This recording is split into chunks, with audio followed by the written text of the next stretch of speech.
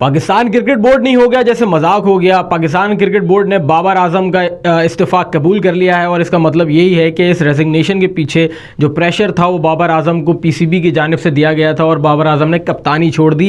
Late night उन्होंने ये फैसला किया और अचानक से उन्होंने ट्विटर पर आकर ये अनाउंस किया कि वो कप्तानी छोड़ रहे हैं और सुबह पाकिस्तान क्रिकेट बोर्ड ने बिना किसी कोई भी उस पर रीज़न दिए बगैर उस इस्तीफ़े को कबूल कर लिया। अब मुझे ये समझ नहीं आ रहा कि जब बाबर आजम से इस्तीफ़ा लेना ही था तो 4 महीने पहले बाबर आजम को कप्तानी दी क्यों? शाहिनशाह अफरीदी से कप्तानी लेने की वजह क्या रही? शाहिनशाह अफरीदी को क्या एक सीरीज़ के लिए कप्तान बनाया गया था? इसी वजह से दोनों खिलाड़ियों के बीच में भी मामला ख़राब हुए, टीम में ग्रुपिंग भी हुई। बाबर आजम को कप्तानी दी गई। जब बाबर आजम से कप्तानी ली तो उनको टेस्ट वनडे की कप्तानी छोड़ने के हवाले से बात की और कहा कि आप टेस्ट की कप्तानी कर लें, जिस पर बाबर आजम ने तीनों फॉर्मेट की कप्तानी छोड़ दी थी। और अब की बार ये बातें सामने आ रही हैं कि गैरी क्रिस्टन ने बाबर आजम से मुलाकात की और उनको ये कहा कि आप T20 की कप्तानी छोड़ दें, आप वनडे की कप्तानी ले लें और हम चाह रहे हैं कि कोई नया फेस सामने लेकर आएँ, कोई नया कप्तान बनाएं और नए बंदे को हम कप्तानी दें और हमें वनडे का कप्तान आपको ही रखना है। जिस पर बाबर आजम को तजलील महसूस हुई और बाबर आजम ने दोनों फॉर्मेट से कप्तानी से रेजिग्नेशन का ऐलान कर दिया। और मैं समझता हूं कि ये एक अजीब तमाशा लगा दिया है पाकिस्तान क्रिकेट बोर्ड की जानिब से।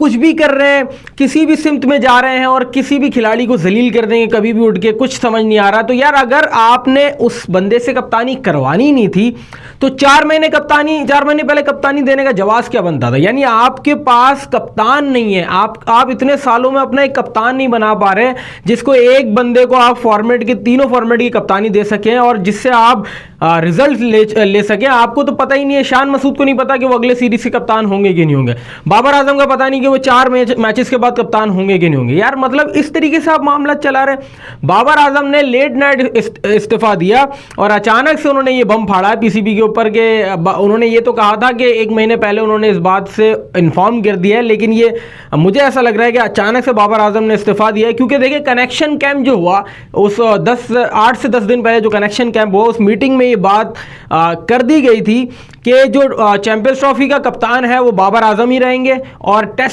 के कप्तान जो है वो शान मसूद को बनाया जाएगा। लेकिन जब ये सारी बातें करनी थी और जब रेजिग्नेशन ही लेना था तो फिर कनेक्शन कैंप में इन सारी बातों का क्या जवाब बनता है कि बाबर आजम 2025 तक हमारे कप्तान है? चेयरमैन पीसीबी मोहसिन नकवी ने यही बात की थी कि बाबर आजम 2025 तक हमारे कप्तान है, लेकिन गैरी क्रिस्टन और जेसन गिल्स्टी ने आके ये काया ही पलट दी। उन्होंने कहा कि अब हम नया कप्तान ढूंढ रहे हैं और नज़र जो गड़ी हुई है T20 के कप्तान पर वो मोहम्मद रिजवान और मोहम्मद हारिस का सोचा जा रहा है कि इनको कप्तानी दी जाए। तो इस वक्त बेस्ट कॉम्पिटिटर मोहम्मद रिजवान है, नो डाउट कप्तानी के लिए वो इस वक्त बेस्ट ऑप्शन है आपके पास। लेकिन मोहम्मद हारिस का मुझे समझ नहीं आ रहा कि अगर उनको T20 कप्तानी दी जाती T20 की तो वो इसके लिए बेटर नहीं होते। अभी उनको खेलने दे यार, अभी आए हुए ही कितना टाइम हुआ है, टीम में नहीं थे। इससे पहले एक क्रिटिसिज्म सामने आ रही थी कि मोहम्मद हारिस टीम में नहीं है। क्रिकेट ही कितनी खेली, आप कप्तान बना रहे हैं, फिर उस बंदे का करियर खराब करेंगे। जब उससे इफ्तिखार बिल्कुल सही कहता है कि आप हर बंदे को आके कप्तान बना देते, हर बंदे को इंटरनेशनल खिला देते और उसके बाद जब वो परफॉर्म नहीं करता तो आप उसको क्रिटिसाइज करते हैं। तो बड़ा अफसोस हुआ ये देख के कि आप एक खिलाड़ी को इस तरीके से ह्यूमिलेट कर रहे हैं और सिर्फ इस खिलाड़ी को नहीं, बाकायदा तौर पर शाहिनशाह अफरीदी के साथ भी एक बहुत बड़ी नाइंसाफ़ी है कि अगर आपको शाहिनशाह अफरीदी कप्तान चाहिए ही नहीं था तो आपने उसको कप्तानी दी क्यों? और फिर अगर आपने बाबर आजम से लंबे अरसे तक कप्तानी नहीं करवानी थी तो फिर बाबर आजम को एज अ कैप्टन आप क्यों लेके आए? ये बहुत बड़ा सवाल बनता है कि आप अपने खिलाड़ियों की तजलील कर रहे हैं। आप किस सिमत में जा रहे हैं आपको नहीं पता। बस पाकिस्तान क्रिकेट बोर्ड एक बेलगाम घोड़े की तरह दौड़े जा रहा है और थक नहीं रहा और थक कर रुक नहीं रहा। और मैं समझता हूं कि अपने रास्ते में जो चीज़ आ रही है उसको लथाड़ते जा रहा है। वो वाला हिसाब किताब हो रहा है। आपके सर पर टूर्नामेंट लगा हुआ है, चैंपियंस ट्रॉफी आप होस्ट करने वाले हैं, आपकी अपनी टीम के मामला ठीक नहीं हो रहे, आपका कप्तान कौन है आप इस बात को भी साबित नहीं कर पा रहे और इस बात को डिसाइड नहीं कर पा रहे कि कप्तानी की डोर देनी किसको है, कप्तानी की ये लगाम संभालेगा कौन। ये आप ये नहीं संभाल पा रहे, ये नहीं समझा पा रहे तो कैसे चलेगा यार? एक कप्तान होता है जिसको आप छोड़ छोड़ते हैं, उसको कप्तानी करने देते हैं। देखिए, जब बाबर आजम को कप्तानी मिली और जब बाबर आजम ने इस कप्तानी की ऑफर को एक्सेप्ट किया, तब बहुत सारी बातें हो रही थी कि बाबर आजम ने शराइत रखी हैं और ये और वो।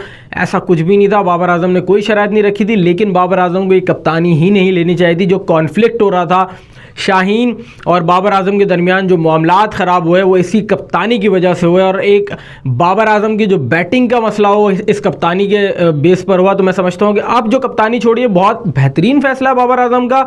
अब देर रात छोड़ी या आधी रात में कुछ भी किया, वो हमारा उससे कोई ताल्लुक नहीं है, लेकिन असल मकसद ही यही है कि बाबर आजम अब एज अ बैट्समैन हमें अवेलेबल मिलेंगे और हमसे उनसे ये एक्सपेक्ट करते हैं कि वो बेहतरीन रन करें और पाकिस्तान के लिए कारामद साबित हो।